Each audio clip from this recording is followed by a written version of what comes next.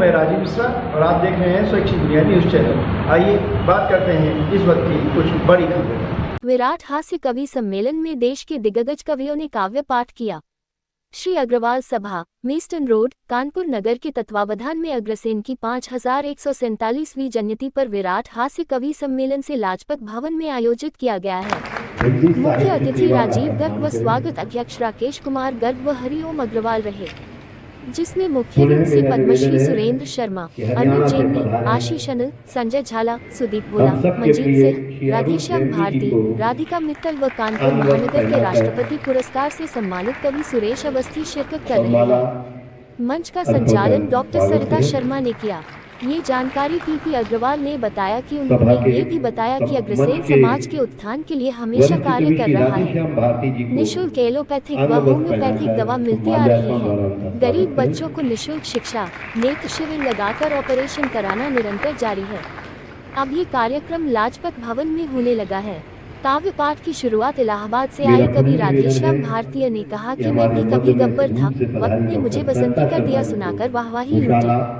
जबलपुर से आए कवि सुदीप भोला ने तेल करो सस्ता और कोई रास्ता नहीं व नमो नमो के नारे पैरोडी गीत पर आए दर्शकों को ताली बजाने पर मजबूर किया।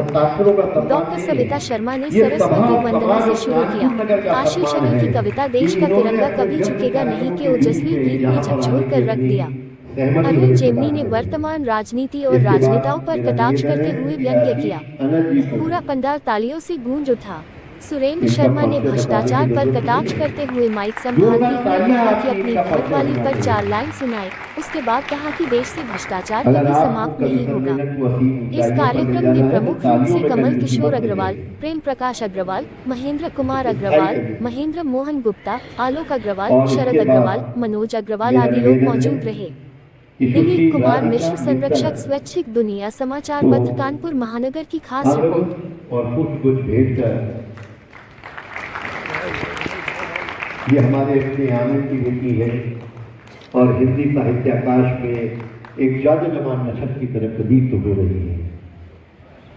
और इसके बाद मेरा निवेदन है किसी संजय झाला जी को आंध्र वस्त्र पहनाकर और माल्यार्पण द्वारा स्वागत करें, अभिनंदन करें।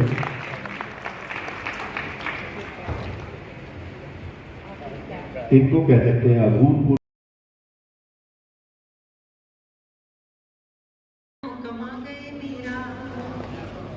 श्याम के नाम को थाम के प्रीत के धाम में नाम कमा गए मीरा। जीवन के एक तारे के तार पे एक ही नाम रमा गए मीरा। जोगी जपियो तभी सबके कर प्रीत की रीत थमा गई मीरा। प्राण समाये जो श्याम मुनि में शरीर समेत समा गए मीरा। प्राण समाये जो श्याम। बहुत अच्छा छंद था। अगला एक छंद और सुनाती हूँ। तालियों का अवकाश नहीं है, समय नहीं, सुनिए। कि धूल भरी गलियों में फिरी सुख वैभव बीच पली हुई मीरा। साज समाज के रोके रुकी नहीं, प्रीत के पंथ चली हुई मीरा। राग विराग के बीच रही, अनुराग के सांचे ढली हुई मीरा। मोहन मोहन गाती हुई मनमोहन की मुरली हुई मीरा। मोहन मोहन गाती हुई मनमोहन की मुरली हुई मीरा। जोड़ लिया मनमोहन, जिसमें मेरा इंटरेस्ट खत्म हो गया। उसमें आपका को इंटरेस्ट लेने में पहले महिलाएं भी उतनी होती थी जितने यहाँ पर आदमी होते। अभी भी मैं देख रहा हूँ जो पति अपनी पत्नी के साथ बैठा, दहशत में बैठा, ढंग से हंस नहीं पाता। हंसने से पहले लुगाई की तरफ देखता है। लुगाई हंसती है तो हाथ हो गया दहशत की। जब मैं खड़ा हूँ यहाँ पर तो उस बात घंटी गई, फोन उठा, बातचीत शुरू। हेलो, पूजा बोल रही हो? तो जो जवाब आया, ऐसा अद्भुत जवाब अगर आपने ना सुना हो, पहली बार ऐसा जवाब आपके सामने आए तो इस सदन का एक एक हाथ तालियां बजा के मुझे प्रारंभ कर दीजिएगा। हेलो, पूजा बोल रही हो? तो जवाब आया भारतीय जनता पार्टी की सदस्यता लेने के लिए। धन्यवाद।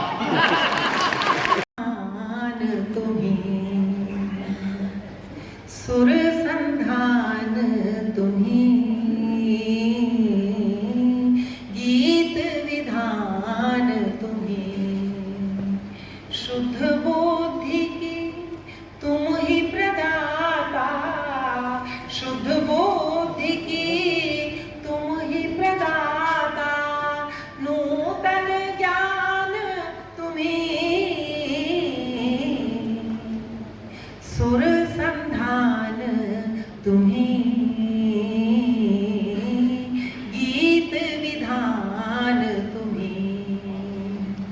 अक्षर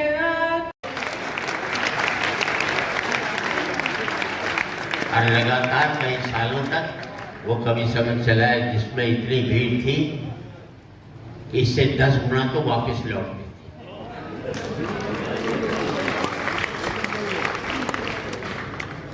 जिसमें मनहर जी संचालन करते थे, माँ निर्भय हाथरसी, बाल कवि बैरागी, सैन चतुर्वेदी, हुल्लड़ मुरादाबादी, माणिक वर्मा, इतने मैं तो मतलब एक बहुत छोटी सी इकाई था, लेकिन मुझे याद है 45-50 साल पहले की वो घटना है।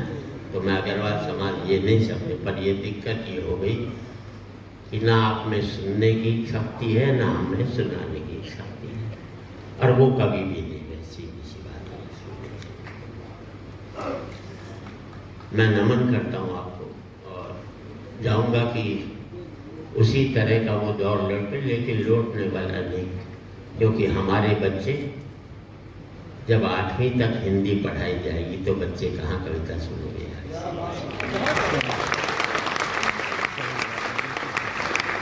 हिंदी का तो बस नाम लेते हैं हम लोग, भुनाने पड़ लगे हैं, अब हिंदी को भून कर खाने पड़ लगे।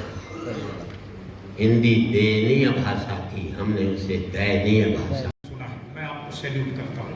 अरे वाह। अभी कई महीने कविता पाठ करने को शेष है।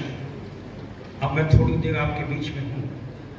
बताया गया, अब आप तो सब बैठे हैं, पीपी अग्रवाल जी आदेश कर देते हैं, आप लोग उस आदेश को अध्यादेश मान के मैं व्यवस्थाओं में लग जाता हूँ।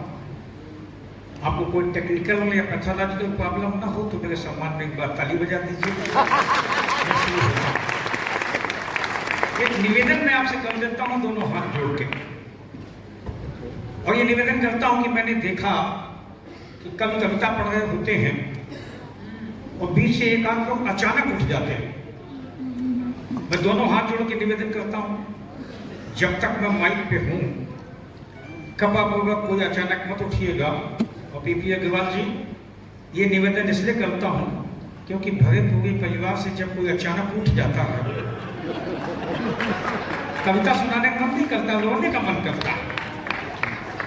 एक वादा मैं आपसे और करता हूँ, और वो वादा ये करता हूँ कि प्रातः स्मरणीय प्रतिभा के प्रदीप्त पांडित्य के अपार पारावार कविता कामनी के कमल कांत शिष्टाचार, ऐसी कोई कठिन कविता मैं नहीं सुनाऊंगा। बिल्कुल सहज सहज आनंद की कविता। और सरिता जी, कठिन कविता साल के सज्जन बैठे थे, कविता सुनने के बाद फिर थे नहीं बर्दाश्त हुई, निकल लिए।